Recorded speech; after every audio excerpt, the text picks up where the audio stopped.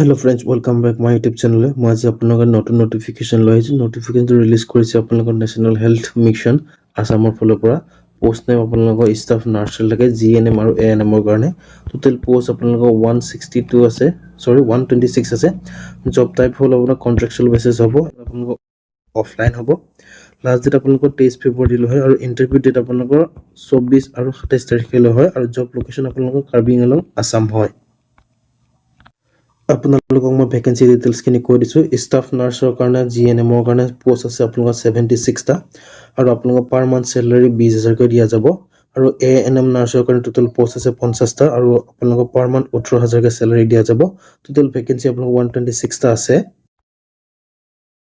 Education qualification হল আপোনালোকৰ staff nurse GNM ৰ কাৰণে বিএসসি নাৰ্চাৰিং লাগিব আৰু জিএনএম কোৰ্স পাস হ'ব লাগিব এনি ৰিকগনাইজ ইউনিভাৰ্সিটি বা স্কুলৰ পৰা আৰু ৰেজিষ্টাৰ উইথ আসাম হ'ব লাগিব। অসমৰ নাৰ্চাৰিংৰ মিড ৱেবছ হেল্থ ভিজিটৰত কাউন্সিলৰ ৰেজিষ্টাৰ কৰা থাকিব লাগিব আৰু বেসিক কম্পিউটাৰ নলেজ জনা হ'ব লাগিব।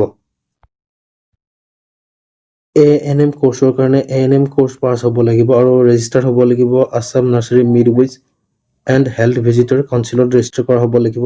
যোনখন ইনষ্টিটিউটৰ পৰা আপুনি পাস কৰিব আৰু বেসিক কম্পিউটাৰ নলেজ জনা হ'ব লাগিব আৰু আপোনালোকৰ এজ লিমিট হ'ল 18 পৰা 40 বছৰ ভিতৰত হ'ব লাগিব। আপোনালোকক মই এজ ৰিলেকশনৰ কথা কৈ দিছো। এসসি এসটি 5 বছৰ পাব, ওবিসি এমওবিসি 3 বছৰ পাব, এক্স সাৰ্ভিসমেনে 2 বছৰ পাব আৰু পিডব্লিউডি 10 বছৰ পাব। আপোনালোকক মই এপ্লিকেশন ফিছৰ কথা কৈ দিছো। এপ্লিকেশন ফিছ আপোনালোকৰ এসসি এসটি কাৰণে 10 টকা আৰু অল আদাৰ কেণ্ডিডেটৰ কাৰণে 20 টকা হয়। আপোনালোকৰ এপ্লাই কৰা ডকুমেন্ট ৰিকোয়াৰ্ড হ'ব। আপোনালোকৰ পাস সাৰ্টিফিকেট লাগিব, মানে ৰেজিষ্ট্ৰেচন সাৰ্টিফিকেট হয় যিখন নেকি আপুনি পাস কৰাৰ পিছত সাৰ্টিফিকেট দিছিলে।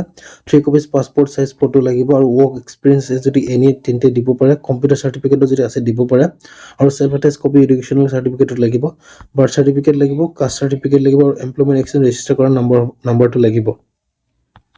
আপোনালোকে এপ্লাই কেনেকৈ কৰিব, ইয়াত আপোনালোকৰ ফৰ্মৰ লিংকটো দিয়া আছে, ফৰ্মখন ফিল আপ কৰিব আৰু তাতে এড্ৰেছটো দিয়া আছে। তাৰ পৰা চাই কিনে আপুনি পঠিয়াব পাৰিব।